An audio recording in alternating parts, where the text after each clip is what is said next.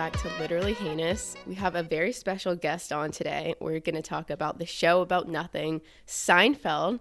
So please welcome my dad, Richard. Dad. Thank you, Lily. So glad to be here. So proud of you and love listening to your podcast. Thanks. Do you want to introduce yourself a little bit, like where you live, what you do? Well, I'm born and raised in Atlanta, lived here all my life. Of course, I have two amazing kids, you and your brother, Vic.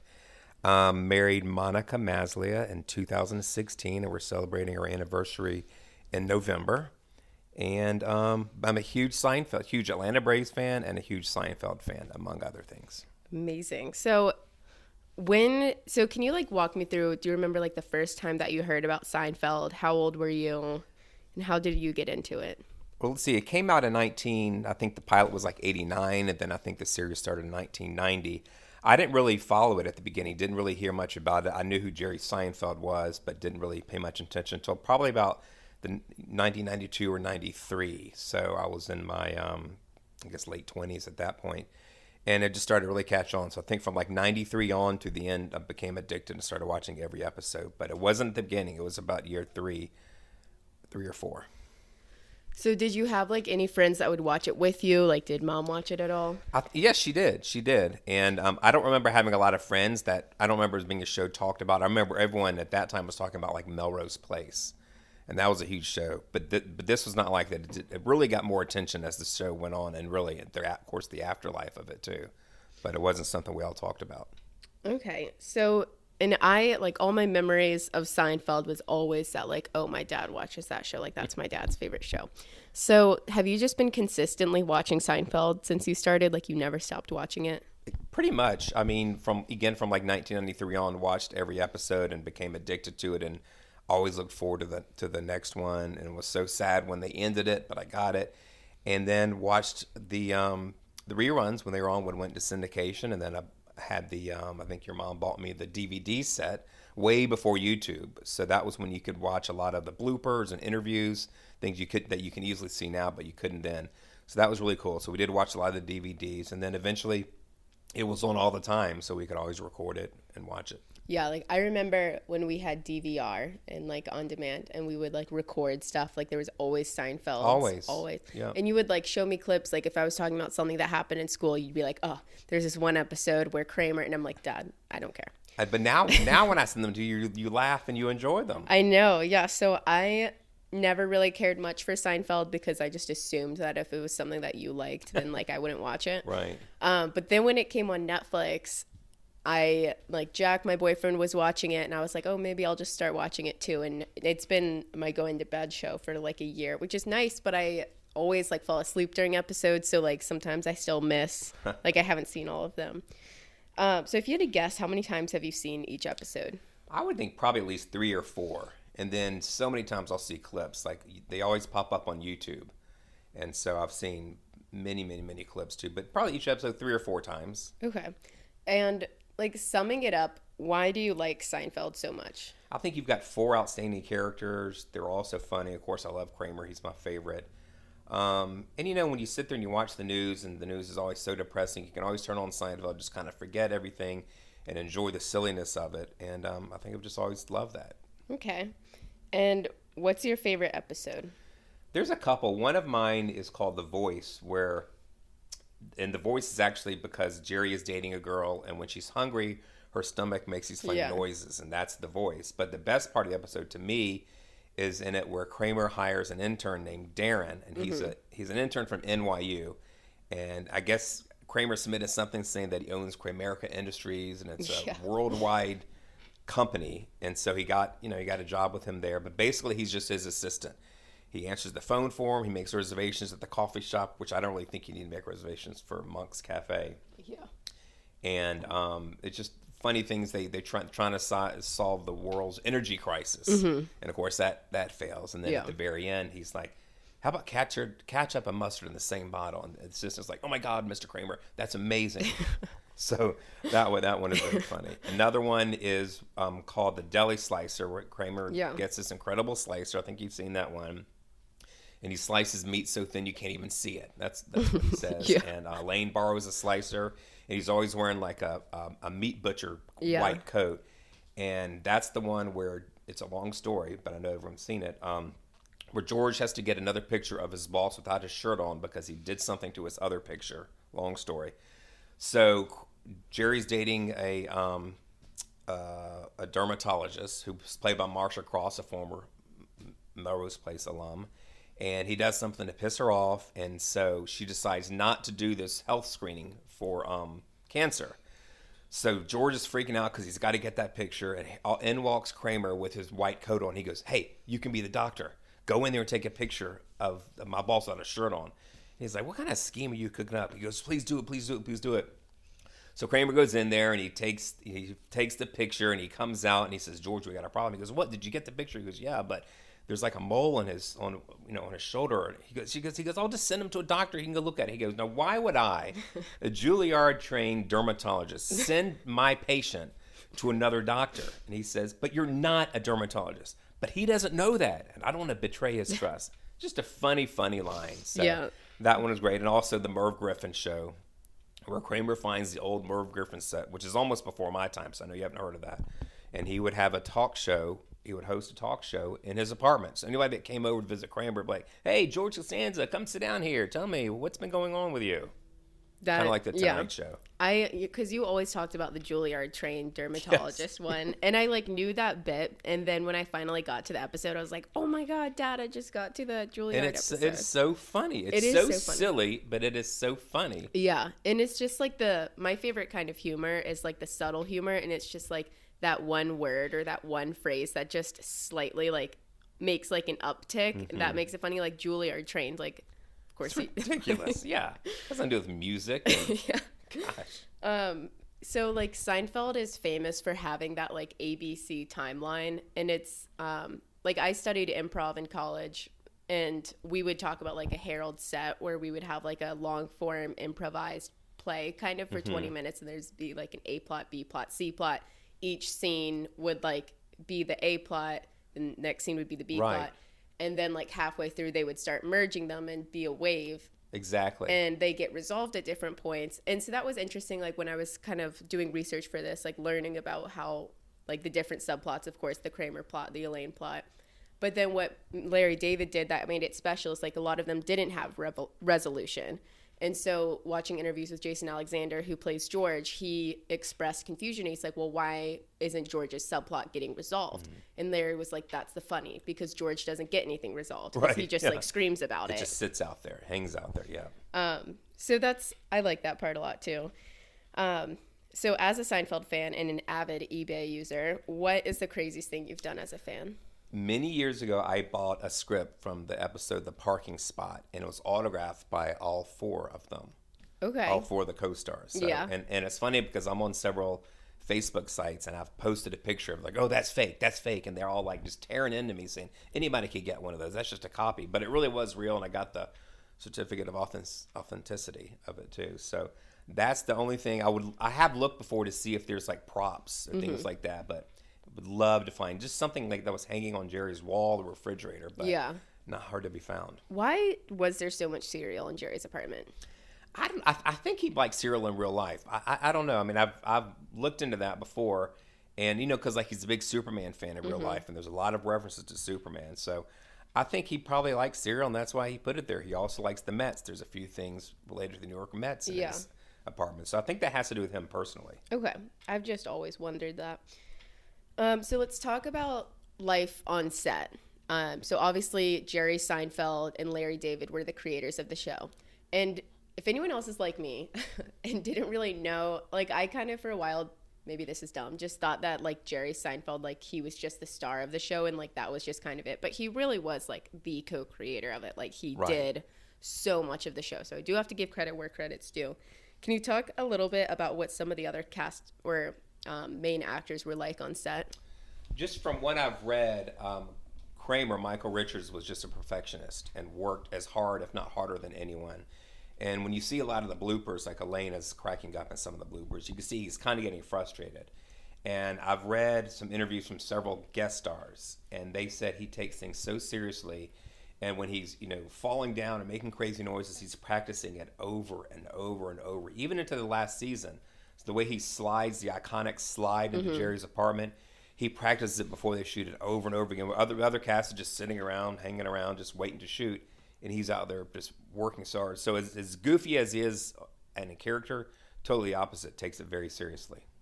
Cool. I wonder if that's so. Michael Richards, who plays Kramer, he was the oldest. Right. Yeah. So he was 40 when he was cast to play Kramer. Yeah, definitely older. And we'll talk a little bit later about like the actors pre-Seinfeld, but a part of me wonders if that's like he took it so seriously because maybe he thought like Seinfeld was going to get taken away from him because he was older. He probably wasn't going to get cast. But he was doing that at the end when the show was so popular. He was still the same way. Yeah. So Seinfeld, we have the 4 main characters, of course, but there's also a lot of supporting cast and series regulars. So who were some of your favorites? Frank and Estelle Costanza. I think they were just, George's parents were just amazing. Both so funny, the way they yelled and screamed. And just, I think their characters were great. I also like Jerry's parents, too. Mr. and Mrs. Seinfeld, Morty Seinfeld. They were funny, too. But Frank and Estelle, and, of course, we have an old history with Estelle. Yes. Going back to... Sweet Life of Zach and Cody. That's right. I remember the first time I showed you, I was like, look, he's on this show. You're like, oh, my God. But then you still weren't interested in Seinfeld back then. Yeah, well, I was like 10. I know. Yeah, so Estelle Harris, she recently just passed away. She did. Yeah, she did. Yeah. So George's mom, she was Muriel on Sweet Life of Zach and Cody and kind of played like a similar character, like crotchety old like housekeeper. She was like, I'm not cleaning that up. Is that like a reference to something? I feel like I don't know. Okay. I don't know. That's funny. And I know that the Costanzas aren't Jewish, but to me they've always felt Jewish. Right. Yeah. Like I agree. And well, because the Seinfelds are, and the way they were like both trying to get the condo in Boca. Del Boca Vista, which of course is a made up town. But because we have a lot of Jewish friends who have parents down in Boca, and that's where the place where they like to go. So I think it was just a competition because I don't think they really liked each other. Yeah. And once the Costanzas found out that the Seinfelds were moving down there, they wanted to get a place down there. Yeah, because the Seinfelds don't like the Costanzas. Right. And then Susan, so George's infamous fiance, who they eventually kill off. Can you talk about that? What I've read, I saw and listened to an interview with Jason Alexander. And he said that they said she was a wonderful actress, wonderful person, but the chemistry for some reason just didn't work. And somebody jokingly said, "Oh, let's just kill her off," and they ended up doing that, which was kind of a dark episode when that happened. I mean, it's funny in a way because it was the envelopes, I guess. But I think she just didn't fit for some reason, and maybe it didn't make sense for George to be married on the show. They should all be single, I guess, and for whatever reason, she just didn't fit. Yeah. That makes sense. I wouldn't have wanted to see George married anyways, because so much of the funny in the show is like 4 single people and all the like antics that they do to and the either boyfriends and girlfriends they have too. And then Susan wasn't funny really. So like why add a main character that's not really funny? Right. Yeah. I guess maybe they thought it would work out, and I guess it just didn't. And so some of the writers on the show, so Larry and Jerry get the most credit for creating the show, but there were also some interesting writers. So the one script that you have was also co-written by Greg Daniels from The Office, which is interesting. I know you're a big Office fan. I'm not that big of an Office. Well, I am, but so not as crazy as other people are. But one other writer we did some research on was Larry Charles. Right, well known, behind the scenes. He's got this big bushy beard, and I believe he wrote many of them. I mean, he's always in the credits, and if I'm not mistaken, I think he was also involved with Curb Your Enthusiasm. Yeah, I with think Larry, he was too. because I don't think a whole lot of Seinfeld people are involved, but he definitely was. Yeah, and he gets credited for really developing Kramer. Oh, does okay? Yeah. I did not know. And then post Seinfeld, he's done a lot of work with Sacha Baron Cohen. Oh, Borat. Mm-hmm. Yeah, Isla Fisher's husband. He was also in Les Mis, one of my favorite movie musicals. So looking at some guest stars, who were your favorites? Oh, let's see. I like the episode with Bette Midler. I've always been a Bette Midler fan. And that episode is, I believe, called The Understudy, where Jerry is dating Bette's understudy for the musical Rochelle.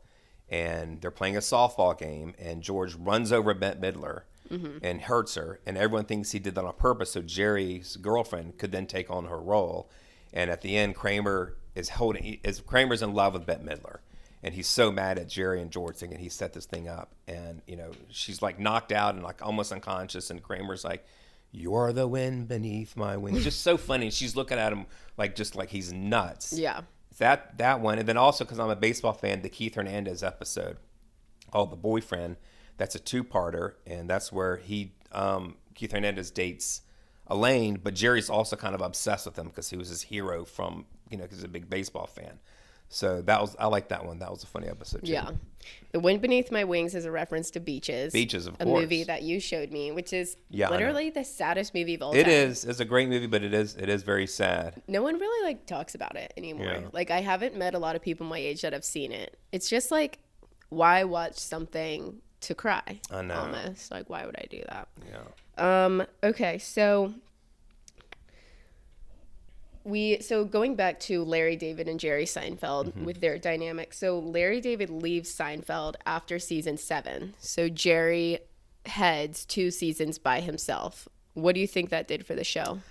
I've looked back at those episodes, and I think those episodes are still just as good. I don't think there was a drop off at all. I mean, I like those episodes, and I guess it was 7, 8, and 9. I think it was 8 and 9. 8 and 9, because I think Larry came back for the finale. But there's some of my favorite episodes are towards the end in 7 and 8. I think that a lot of people say that when Larry left, the show got a little bit crazier. Like the antics were less focused on like very normal things that could happen to anyone and more like crazy, like the Frogger episode. Yes. Like the funny in that show is something that's just so outrageous that would never happen in real life. And then Larry also so the character of George was loosely based on Larry. Correct.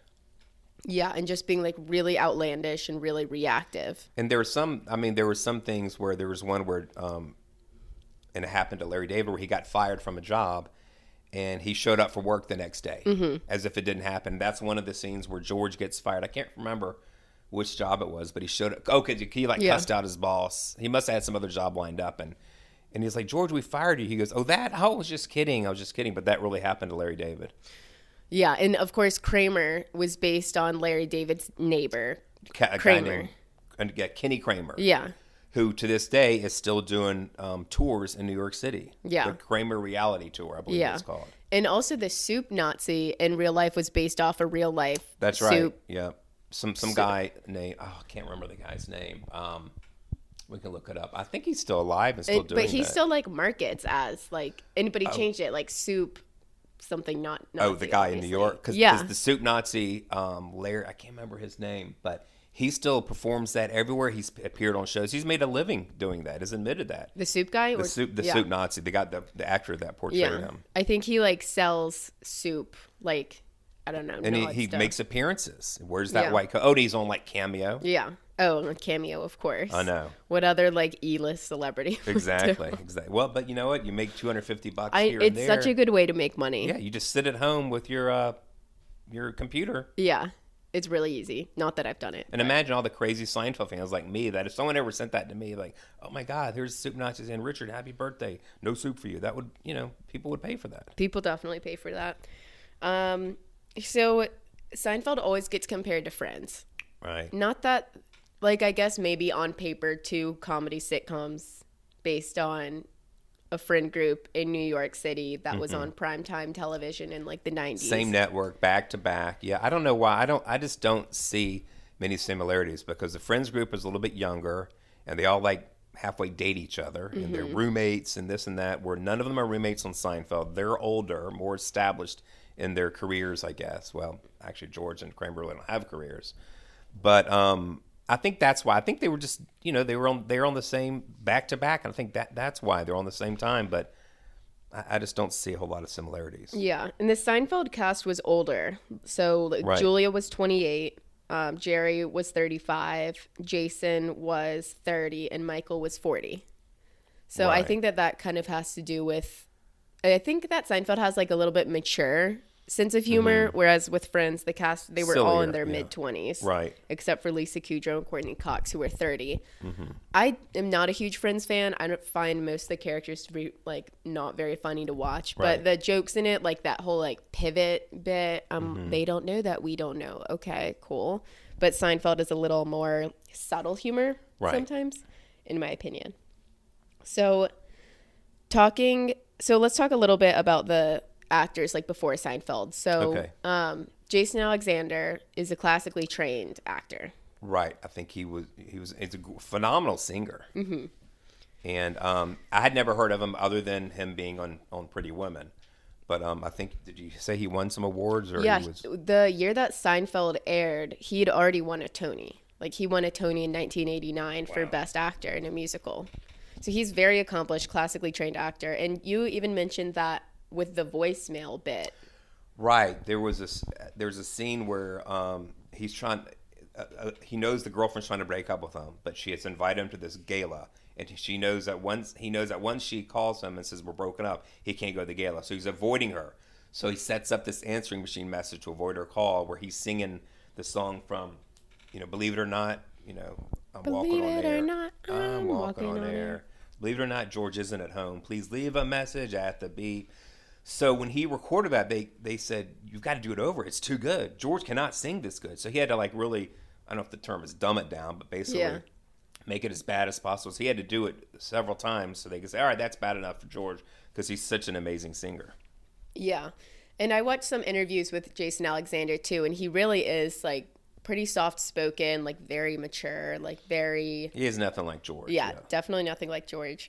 So Jerry Seinfeld, pre-Seinfeld, he went like traditional stand-up comic route. Yep. And I believe mics. he was on the Tonight Show a few times before that. So he was a well-known stand-up comic, but if you didn't really follow comedy, you really wouldn't have heard of him. Right.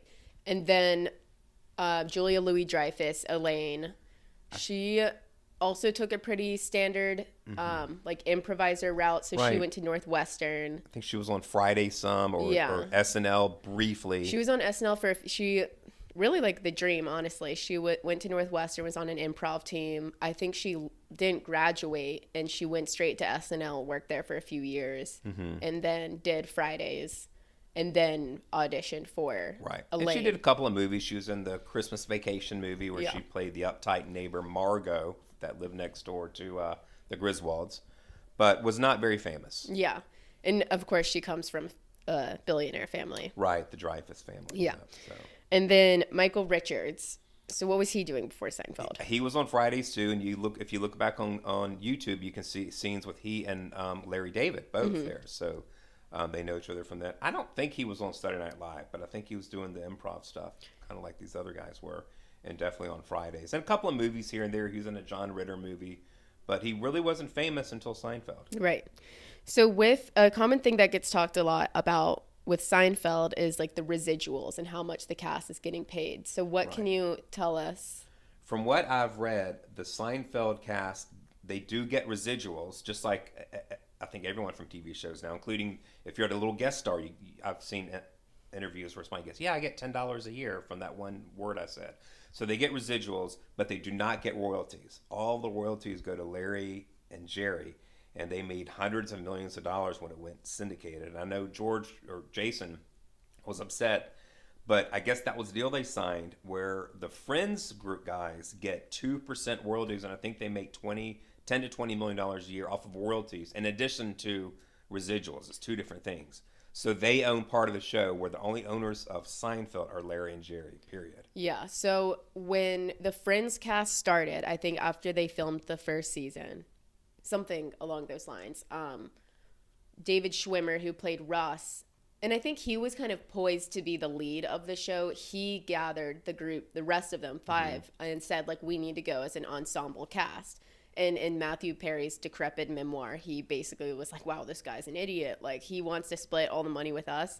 But since then, like, all 6 of them, like, they were all the leads. Right. And then what's the difference between royalties and residuals? Royalties is basically like you own part of the show. Residual is that anyone that appears on the show will get a check. So like Keith Hernandez was in those 2 episodes, so maybe he gets $1,000 a year. But George, they were on every episode, so obviously they get a whole lot more, depending upon how many lines you have. And George is on 180 episodes, so he gets, I don't know, maybe it's 7 figures a year. I have no idea. But it would be significantly more if they got royalties. Yeah, absolutely. Right. It's ownership. So right. when it goes to syndication, they don't get anything from it. But when these guys on Friends, when it went to syndication, they made a lot of money, and they get a lot of money every year. So syndication is when new shows stop coming and it becomes reruns. Yeah, it becomes reruns, and then like Netflix ended up paying tons of money to have Seinfeld on there. Yeah. And then when that contract renews, maybe Hulu picks it up, and they're going to pay tons of money. Yeah, I think I read somewhere it was like $20 million or maybe $100 million. Actually, I don't know the answer. Yeah, but it was hundreds a lot of millions. Jerry definitely is a billionaire. He has like his car collection of like 180 cars or something like that. Nauseating. So let's talk about the cast post Seinfeld. We have to talk about Michael Richards first. Yeah, that's the elephant in the room. Yes. So Michael Richards, who plays Kramer, I think like the few years post Seinfeld, there was a little bit here and there, not too much, like some guest acting, and he had the Michael Richards show, which wasn't very good, unfortunately. Yeah, so that was done after one season. Right. And then the Kiss of Death was he did a stand-up appearance in 2006 at a club in LA. Yep. And he's not like a stand-up comedian. Apparently not. Apparently not. So he was doing his set when a group of like 20 like racially diverse people come in, and they're just kind of like making a scene, like ordering drinks loudly and like start heckling him. Yeah, I think they were saying, "Come on, Kramer, fall down" or something. And of course he's trying to distance himself from Kramer, and so that really, I'm sure, pissed him off. And I think his set wasn't that good either. It was just, it imploded. Yeah, and he goes on a racial tirade. Yeah, and it was like, I've seen a bit of the clip. It is like jarringly racist. It is. It's very sad. Career ending. Yeah. Like there's no way it could ever be recoverable, even for 2006. Right. And like that, I feel like it's saying something I will not link a clip on my Instagram because I just don't really want that living on my page. Right. It's not necessary. But you can like find it online, and I mean, it's like completely unrecoverable, career ending, like so incredibly offensive. Right, exactly. That's a shame. He went and apologized, but it was something so outrageous that I don't think the apologies are going to work. Yeah, so he went like on an apology tour on some late night shows. That's right. He called civil rights leaders and apologized to them. I mean, he did what you're supposed to do, but it just dug himself too big of a hole, unfortunately. Yeah, too big of a hole, completely unrecoverable. I also think that like the public at that point, there's nothing more that we could have wanted from Michael Richards. True. Like he gave so much as Kramer that like what could he have possibly given? Like let's say that's a good point. Let's say that happened during Seinfeld. Maybe it'd be easy to forgive because we want Kramer back so bad. Maybe it would have been easier to come back. But at that point, he was so far removed from it, and maybe people just didn't care, I guess. Yeah. But it's a shame. Yes. So he's been really like under the radar. He's done a few things. He was on a couple episodes of Curb, and Correct. he was on Comedians in Cars Getting Coffee. But I think he's pretty quiet. I think he has like a daughter my age, so he's just enjoying like a quieter. Yeah, he's probably in his 70s now. Yeah, he's older. Yeah. So Jason Alexander post Seinfeld. He's done a decent bit, but he isn't as like active as like Jerry or Julia Louis-Dreyfus. I feel like he's pretty well known in the industry. Like he's one of those people that like has really given back a lot. I know he leads a lot of like classes, master classes. And if you look up his filmography, he's a guest star on like every show under the sun. I know Criminal Minds. He was on Young Sheldon, a bunch of shows. I guess Community. He likes doing that. Yeah. I think that like if you're in the Hollywood industry and you're in like the acting industry, like you know who he is. Like he does a lot, but he doesn't like make headlines. He doesn't really do much. He's really politically active. Like he was really active again, like getting flu shots, which is an interesting cause to choose, but like a noble one. And I really enjoyed watching his interviews. I found him to be like really soft spoken and like kind. And I know his sons are acting, and I went on like his sons' Instagram pages, and Jason comments on like every single post, and he's like, "So great, love you so much, son." That's sweet. So that's nice. And he married like kind of a nobody, so no offense to Dana, but right, or somebody that wasn't well known. But, yeah, and probably a great relationship, you know? Yeah, and he's still done some like theater stuff too and some singing. But he truly is a Renaissance man. He also like does poker too. Have you seen that? No. Oh yes, I think the Celebrity Poker. Yeah, I think I have seen him on there once or twice. Yeah, he has a lot of talents. And then Julia Louis-Dreyfus, my queen. She's probably had the most success. Yeah. New Adventures of Old Christine or whichever it is. That was a good show. I think she won an award, didn't she? Yeah, I think so. I think the first few years after Seinfeld were a little bit slow for her. Mm-hmm. And then she was on that New Adventures of Old Christine show. And then, of course, she was on Veep. Yeah. Which was an HBO show that started in 2012. They asked her to lead and produce. And she won 6 Emmys in a row. That's amazing. So I think she won like 8 total lead actress Emmy for Veep. And that's supporting one on Seinfeld. And supporting for Seinfeld, maybe one for the Christine show. But 6 years in a row in Emmys. She's probably one of the most decorated actresses. Or and TV and television. So she did Veep and she has kids. I think they're my age now. And she's definitely cemented as like Comedy Hall of Fame, Woman Comedy Hall of Fame. She also won the Mark Twain Prize for American Humor. I will link this video. When I was in high school, I used to love watching, because I got kind of into comedy when I was in high school, and I thought like that would be cool maybe.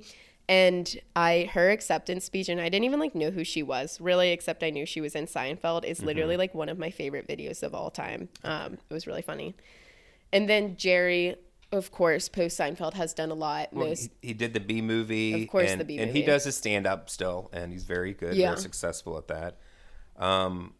The comedian in Cars to Getting Coffee. He appeared on a few of the Curb episodes, so I don't think he can do no wrong, really. He's just so big. Yeah, except date a 17-year-old. Well, so we have to talk about that. I know. Well, that was when he was like 35 and she was 17. So my generation, like TikTok recently found out about Shoshana, the high schooler that he dated, and he's been like re-canceled again because like my generation found out about that.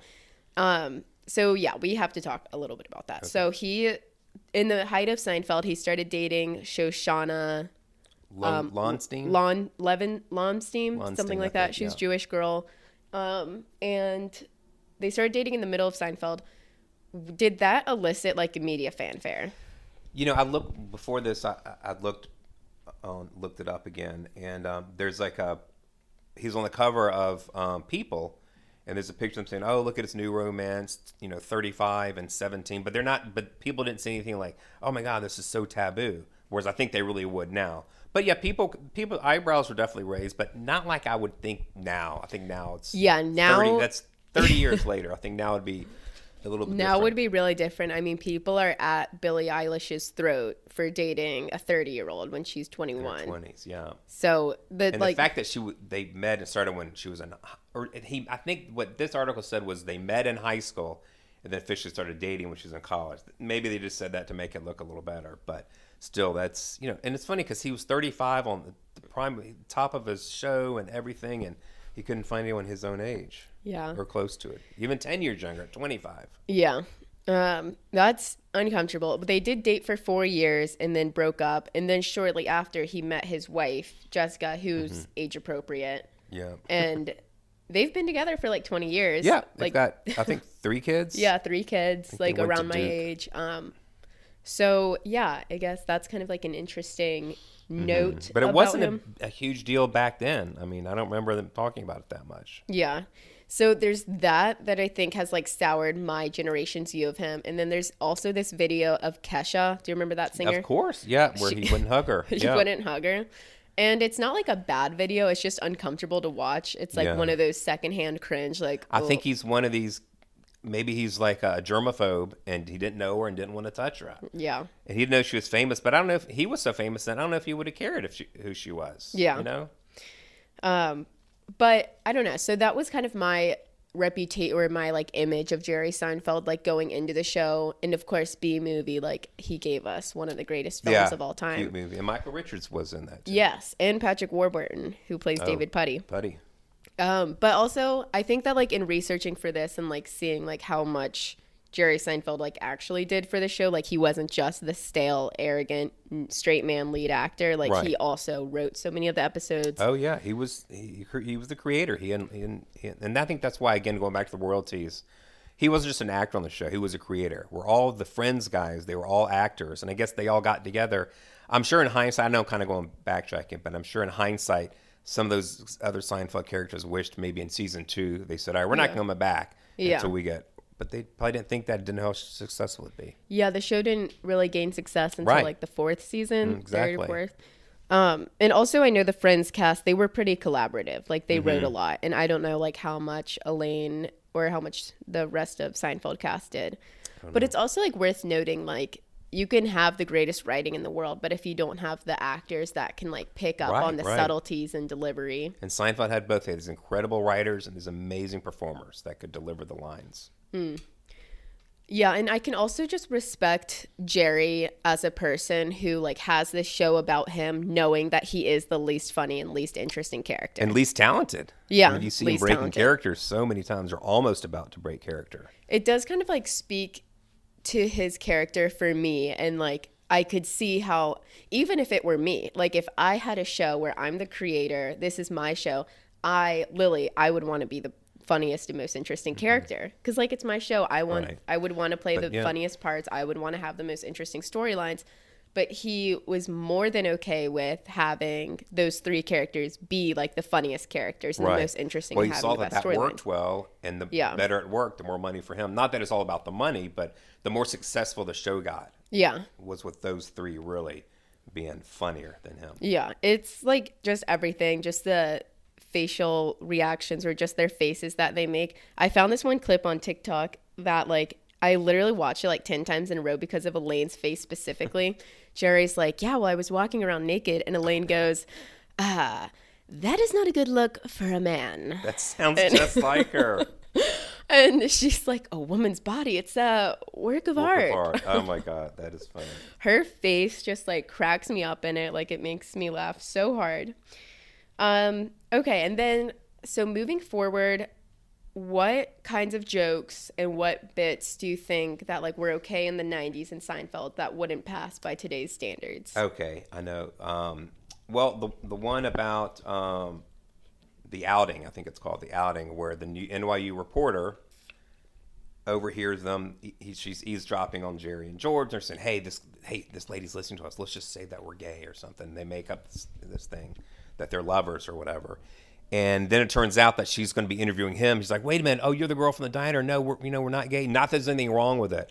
So I don't know. What do you think? I wonder if the LGBTQ community would be like, well, you're saying there's nothing wrong with it because you're really implying that there's something. Yes. So, yeah. I don't know. I mean, it's funny, but that's something I think, gee, I wonder if that would work these days. I think that is definitely fine, because I think the funny in it isn't making fun of gay people. The funny of that scene is making fun of people that are so scared or homophobic of offending people that like they go to these great lengths to prove that they're not. Like, my father's gay. Remember, that's what George said. Yeah.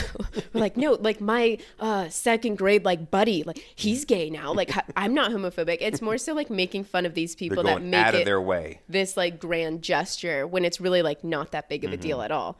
I think that like out of all the comedy shows that I can think of, like Seinfeld is the one that ages the best, or maybe not the best, but I think that Seinfeld ages like perfectly fine, because who is like, what is clean humor if not Jerry Seinfeld? Right. Like Jerry Seinfeld is known for like clean humor. Exactly.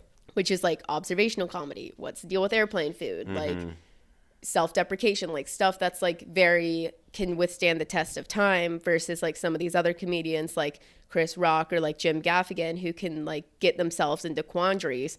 Look at like Chris D'Elia. Like look what happened to him.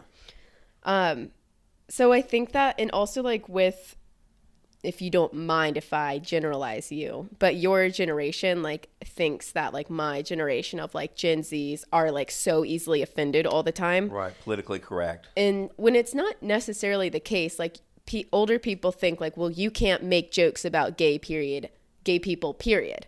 When like in reality, like you can, and you can like have gay people like at the center of like the comedy bit while doing it in like a tasteful, funny way that's more so like holding up a mirror to society. So like if you were to take that episode where Jerry Seinfeld dates a Native American woman, but he's so afraid of offending her. Right.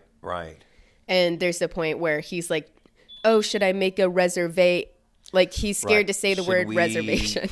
Let me call the restaurant and tell them we're coming, and they can let me know the appropriate time. And like, he's going out of his way. And of course, saying the word reservation, you're not talking about Native American. You're talking about, ordering something for the restaurant. But he's going out of his way to be sensitive.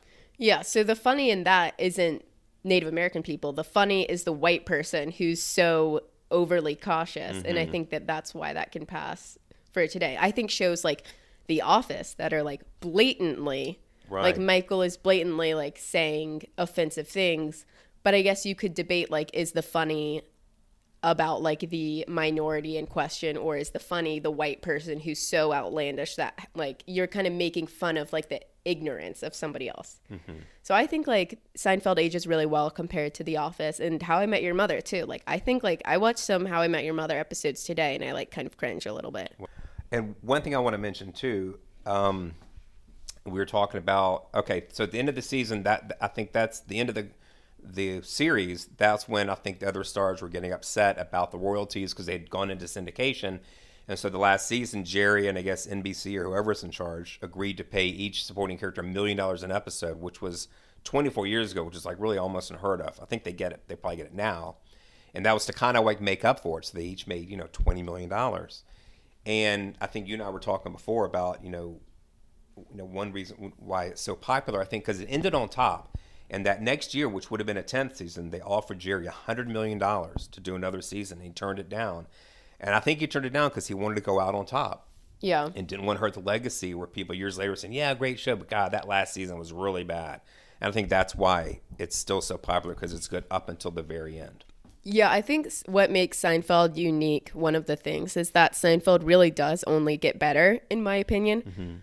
Like, I even watch the show backwards. Like, when I go through rewatching it, I start with season 9, watch it all the way through, go back to season 8, watch it all the way through. And whereas so many other series like The Office, How I Met Your Mother just get so much worse over time, in my opinion. Well, I think they run out of ideas or good ideas, and they still go, where Seinfeld was like, we can't come up with anything else. So we're done. We're shutting it down. Yeah. But yeah, it's been a great watch. I've really enjoyed watching it and just seeing like that it really is the foundation for so many sitcoms that we see today. And then so many like references in society, or like the ways that like in my day-to-day life, like I didn't even realize like I was referencing Seinfeld because these things are just so commonly said. Like yada, yada, yada. Right. That was from Seinfeld. You skipped over the best part. Yeah. Okay, well, is there anything else that you want to talk about? I don't think so. It's been a pleasure being on your show, and I can't wait to hear it. And I'm so excited for all your other episodes. I'm learning a lot about pop culture. All right, well, thank you so much, Dad, for coming on. Thank you. And we hope to have you again soon. I'd love to.